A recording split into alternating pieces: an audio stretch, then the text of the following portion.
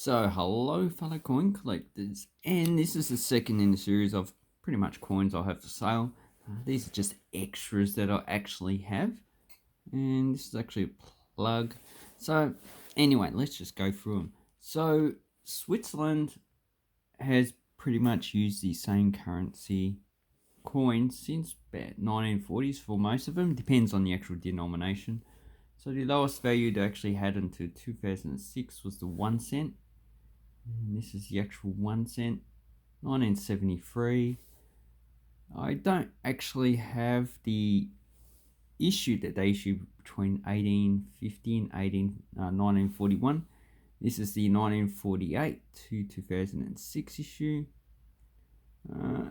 73 only has a mintage of 3 million. You know, the population of Switzerland is only 7 million, but a lot of tourists. So that one's actually quite a minimum value, probably $1 or less. So it's actually it. And Switzerland actually has two different 5 Rappen or Centimes coins. On Numis, actually calls them Rappen, but it depends on the language. So Rappen would be the German, and Centimes would be the Italian, French, Romance. So the three other Romance languages. Romance languages are languages developed from Latin, and Germanic, well, developed from Proto-Germanic in Northern Europe. And German is just one of them, as well as English, the language we speak today, the awesome language of Australia, as well as the indigenous languages. They're good. So anyway, the 5 cent, so the copper nickel, was issued between 1879 and 1980, so 101 years. These have been demonetized, and here we have a 1951. So you actually won't find these in circulation, which is pretty sad because you can get some really old coins. So 58 has a mintage of 10,200,000, but this one's in high grade. Then we have, see on the bottom, you got B for Bern, which is a capital. 69 has a mintage of 32 million, so you're actually getting a bit high now. Then we have, this one looks pretty good. This one is 70. Might have come from a set. And about 34.8 million. It's quite a high vintage.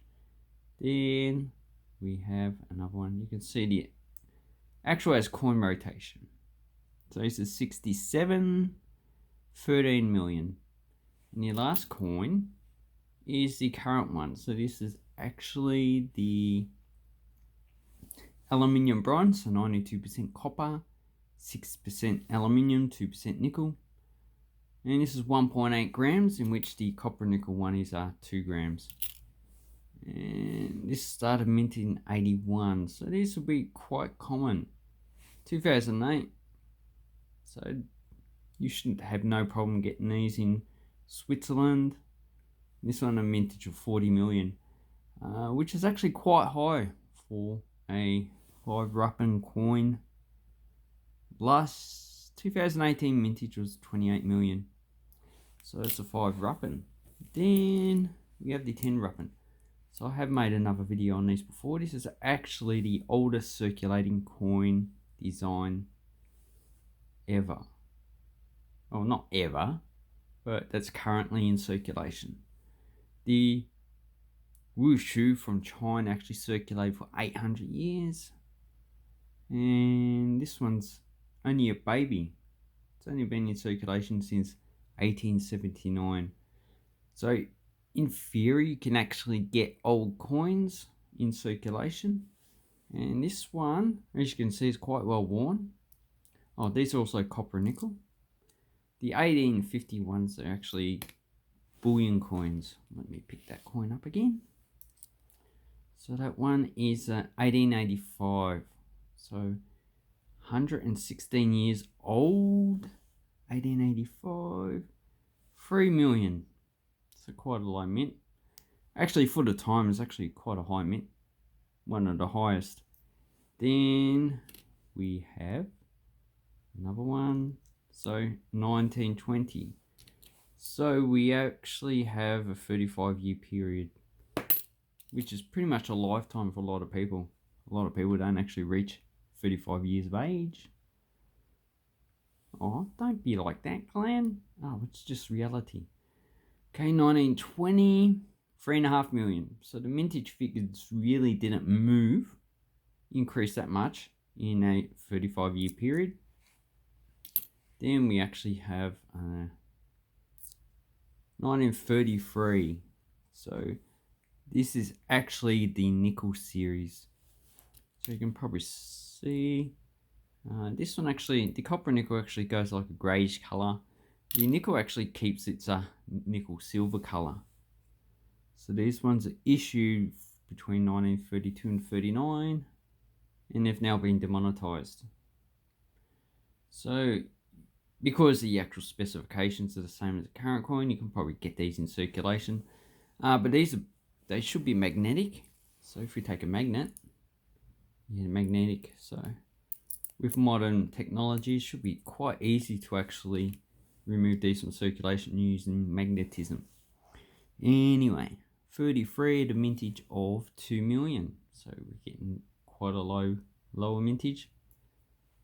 Then we have another one. This is 39, so the last. This is 10 million. So if you look at actually Helvetia, so what's the next coin? Next coin is 58. If you look at the actual, the lettering is actually a lot deeper in the copper nickel coins. So where's the copper nickel coin? Yeah, they're actually a lot shallower, so the image actually is a lot deeper. Seems like nickel is actually a lot harder to actually mint. So that's the difference between those two types of coins. And what was the other one? Okay, anyway, let's move on. Here we have 1962, so this should actually be a pretty high mint coin. 62 still in circulation in Switzerland. Probably hard to get a coin in this grade, but the mintage is, well, I went past it, sorry. 62, yeah, about 35 million, so quite a high mint coin, shouldn't be too hard to get. Then we have a 69, yeah, 28 million. Then the last one, 34, so it's about a few million there as well. I think 3 million. Let's have a look at the nickel coins again. Oh yeah, 3 million. So you can probably buy these for probably $4 or $5 each. So this is a pretty high grade VF. Or probably mid grade actually. So that's those coins. Then we have the 20 Rupiah. So these ones come in two forms. We have the nickel, which is up until 38. So I don't actually have a nickel coin. So these are all copper nickel. First issued 1939 and minted till currently. So this is the actual 1944, as you can see, issued during the Second World War. 7,139,000. So, well, yeah, just throw the coins everywhere. So this one's actually going to be quite common. You'll probably still get it in circulation.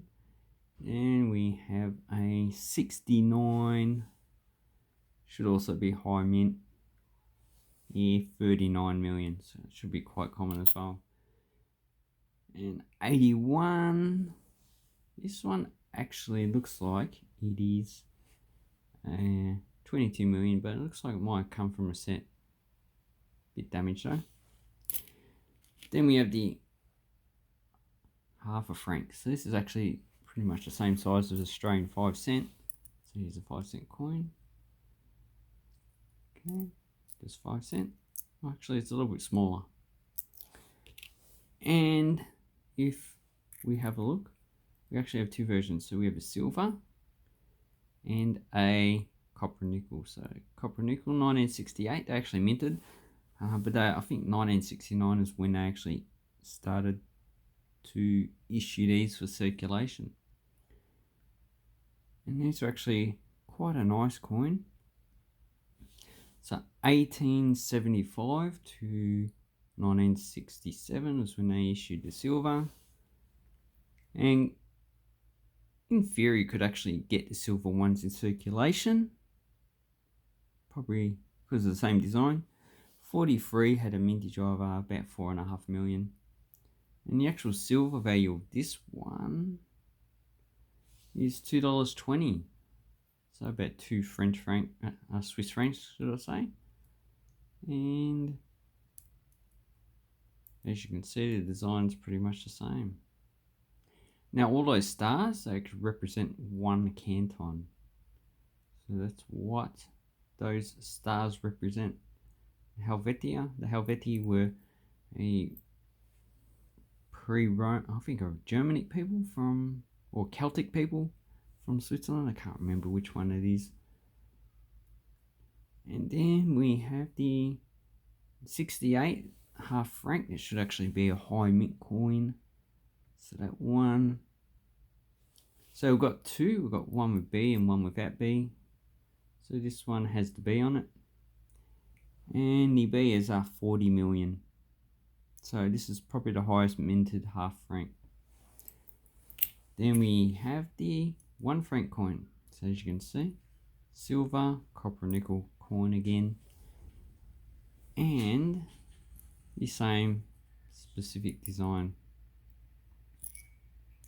So there's a coin rotation. They've actually changed it to metal rotation. And the 1 franc silver, 1875 to 67, so the same as the half franc. 1943, mintage of 3.5 million. This has a value of about $4.50. But because the grade is higher, you're probably paying a bit more money than that. Probably at least $10. And what date is this one? This one's going to be a high mint coin because it's minted to actually replace the actual silver. And these ones are still in circulation, so you shouldn't have really too much trouble getting a 69 coin. Switzerland, yeah, 37.5 million. Quite a high mint coin. And reverse reef of oak, alpine rose. So oak is on this side. So we've got oak here. So you've got the nuts there, oak, alpine rose. You've got the flower there. Got some more flowers. Never seen alpine rose on. Actually, I should actually look it up. Engraver Antion Bovy, designer Albert Berg. And the same with the, oh no, Friedrich Wiesch actually designed this side. And not that side, the actual other side. So Helvetia is designed by Albert Berg. So they would have passed away at least 150 years ago. Definitely. Full length figure of Helvetia. 22 stars represent 22 cantons federation. In 83, 23 stars was added as the canton of Jura was founded in 1979. Okay, then we actually have the 2 francs. So I've got 2 old ones. So this one's 111 years. And this one is, come on maths, don't fail me, 80 years old. So, quite old coins, obviously. These ones actually circulate quite a lot, because remember, in 1910, a lot of people in Europe lived in poverty. So these coins would have circulated for quite a long time, probably even up until 1960s. So people really didn't start to become wealthy up until the actual 1950s, when income started to increase. as technology took off. In 1910, had a mintage of 250,000. So this is actually, for a 2 franc coin, it's actually quite a low mint. Is there any other mint lower? Yeah, 1901 is what you want. These were first introduced in 1874. Demonetized in 1971. And the other coin is a 1946 with 1.6 million. So this one's quite low mint. This one's also low mint. And the reason why they're low mint is that these actually circulated pretty much continuously.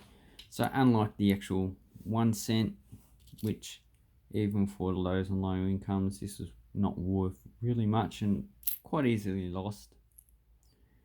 These ones were pretty much scrutinized and kept. So when there's the same design, so it has the Alpine Rose and the Oak, and on this side we have the Stars of Cantons and the INC. I forget what that is.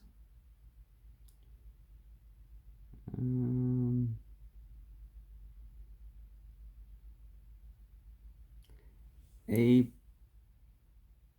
Bovi. That's his name. A Bovi Incorporated too. So it's probably just the actual mint itself. Then we have the 5 franc. So it's the 1975. So 1968 should be the most common, even in Switzerland now. Most other years actually have quite low mintages. This one is 13.2 grams, 31.45 millimeters. Has an exchange rate of about $7 in Australia. So quite a high circulating coin. These weren't introduced to roughly in 1970, I reckon, or what I've read anyway.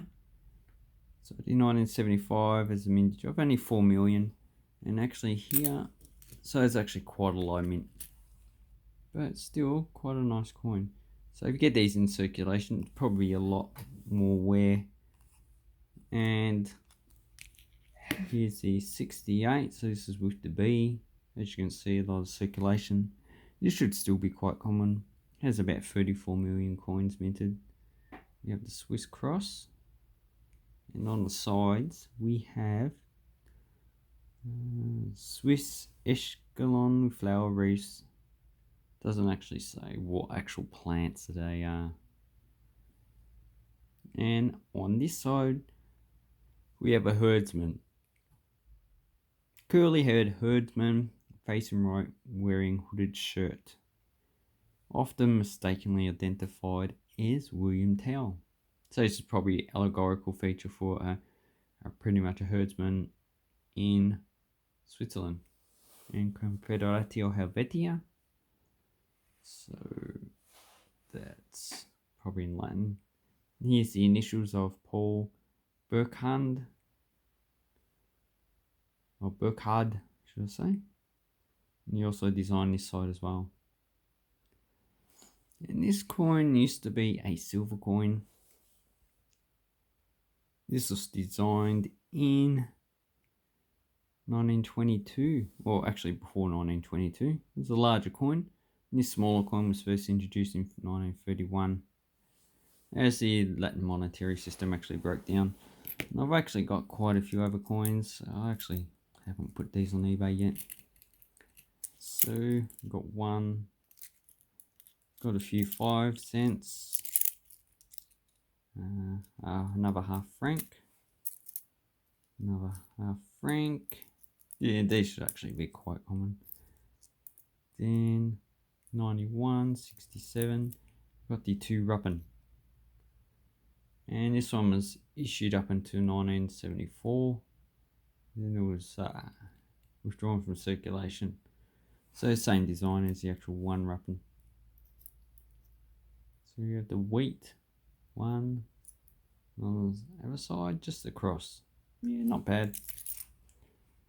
Not bad, but because, you know, all the designs are pretty much similar for the Ruppin and the former silver coins, people don't really like to collect them too much. This one's seen here, looks like it's a bit frosted. Looks like this one's from a proof set, so a proof coin. And yeah, so that's nice. 92. So you can see this one's metal rotation for the actual coin. And this video is way too long for my liking. And 2000, so this one shouldn't be too hard to get for a 21-year-old coin. Should be able to get them also in pretty good grade as well. And I'll leave the video here. I'll leave the link down to eBay. And yeah, please buy with me. I'm poor. I live in poverty. Thank you and goodbye.